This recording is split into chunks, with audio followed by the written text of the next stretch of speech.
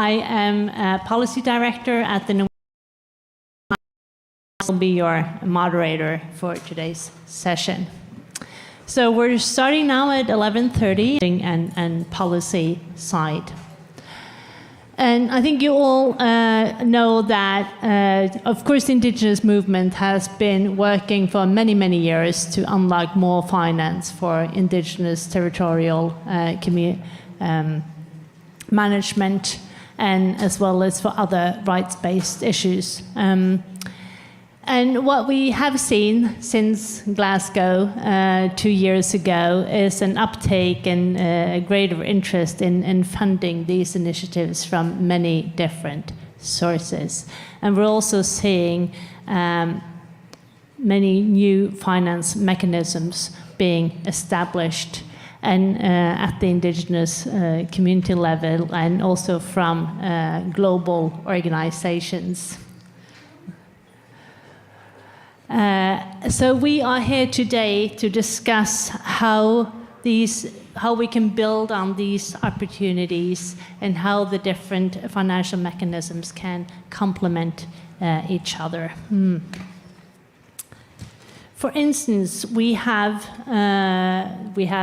requests and advocacy for addressing more finance to individual communities and to Indigenous territories and territorial management, maybe at the local or municipal or subnational level. Many more that these also.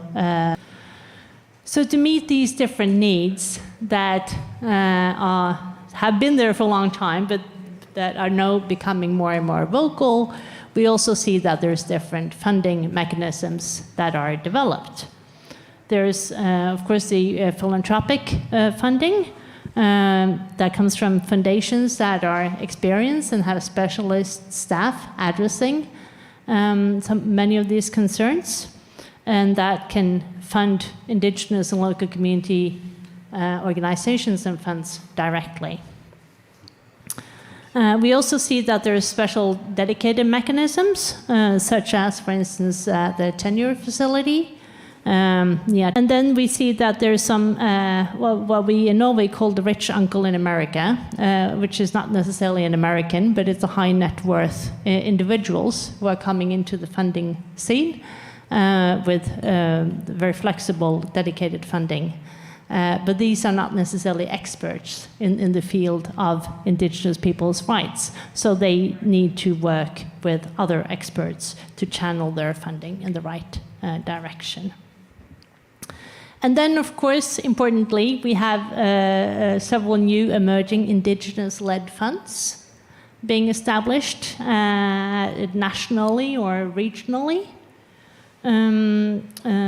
Such as the and also visions around that, such as the strengths and philanthropies, such as the Ford Foundation, Packard, Moore,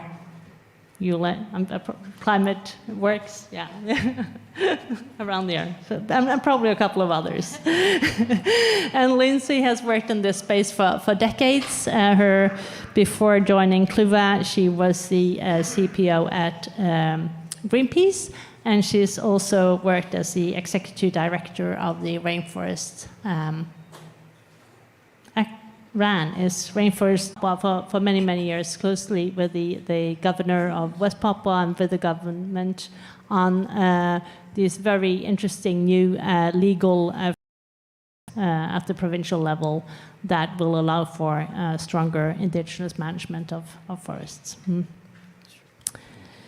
And then right next to me is Juanca, or Juan Carlos. Very much honored to be in this distinguished panel.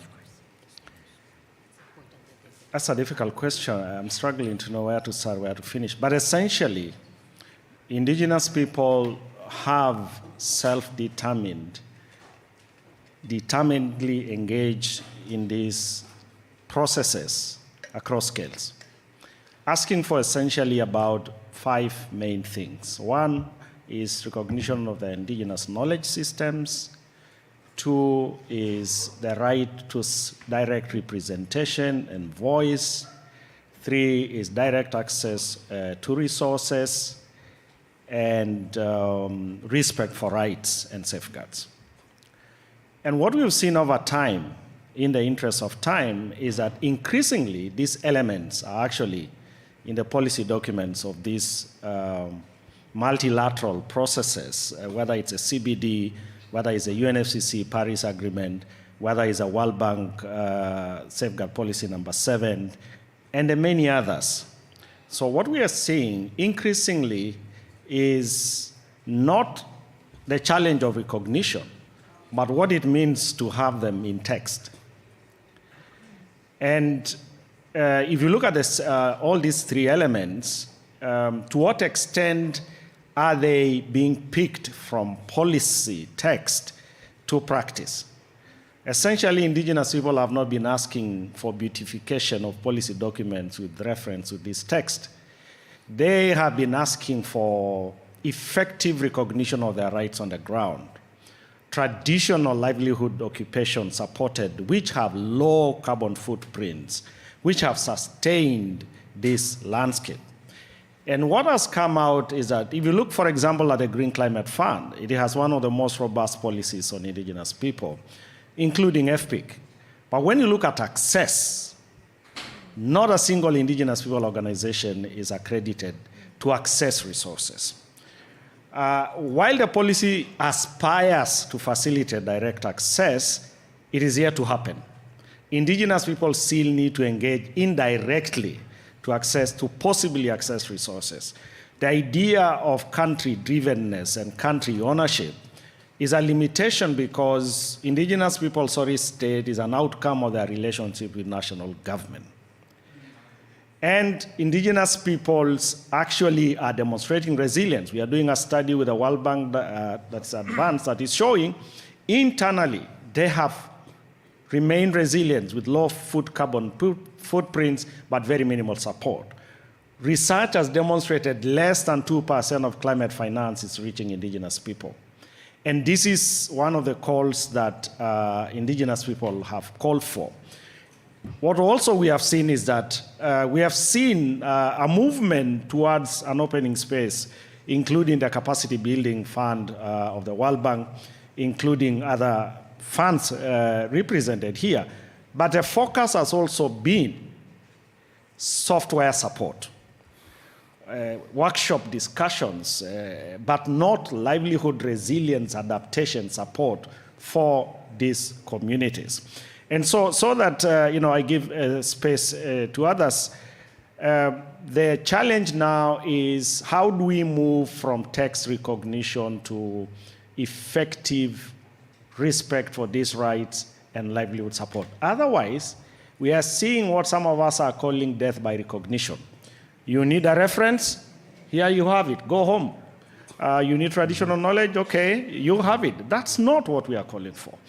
We are calling for a space for self-determined programs for indigenous people. We are calling for scaled up resource. We have remained small grant recipient tokenism for far too long. And we never outgrow these small grants. We never seem to learn and get capacity like others. And nobody was born with a capacity. Everybody grew this capacity through experience, through sometimes making mistakes. Indigenous people should be given a chance to grow to those levels where, and land tenure, which is a foundation of their resilience, takes quite a bit of resources and time. These are short-term, small grants that I've been getting, which has not created a transformation that we need. I want to say that we have seen an increase in recognition, but we have not seen a commensurate translation of recognition to meaningful support on the ground, respect rights, enable livelihoods, and enhance their resilience on the ground. And I thank you.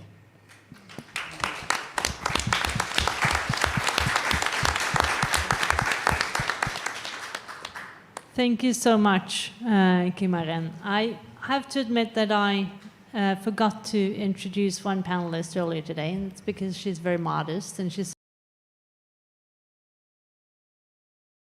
the executive director of Tenure facility. I think you have to raise up.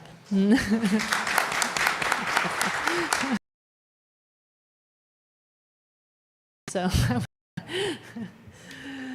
thank you so much, Kimaren. I think it was that our national government effort on follow netting 2030 under the leadership of our president and our Ministry of Environmental and Forestry. And then I would like to make sure that we are working under the direction as well as making sure that development partners, including donors, in line with those efforts. And then currently in our area, in Tanah Papua, the latest development is now become 6 different provinces. So long before, the spirit and commitment of sustainable developments in Tanah Papua still intact, because Tanah Papua or Indonesian New Guinea is home of global coral triangle. So collaboration and support, we are very much needed to making sure the climate frontier like Tanah Papua is sustained, while the ownership of Adat community, of local communities, indigenous peoples, still priorities. And then with this chance, I also would like to thank the support for the Papua for coming from wide range of development partners, including donors from overseas, like Norwegian government, British government, US government, German government, as well as from philanthropists at the time of Youth Story in 2021.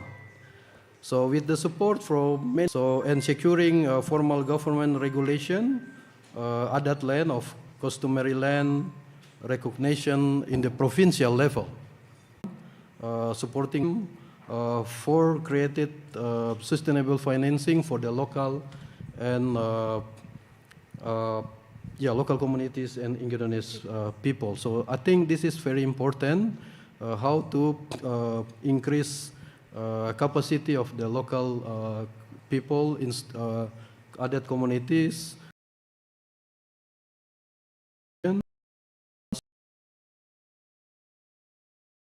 Look after local communities that they have economic value and then of Nicaragua.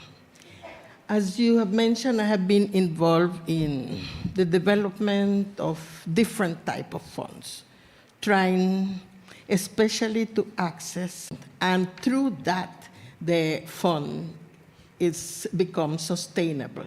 So it fundraises for projects and supports, but it creates this platform that is a bridge between indigenous peoples and governments in Latin America.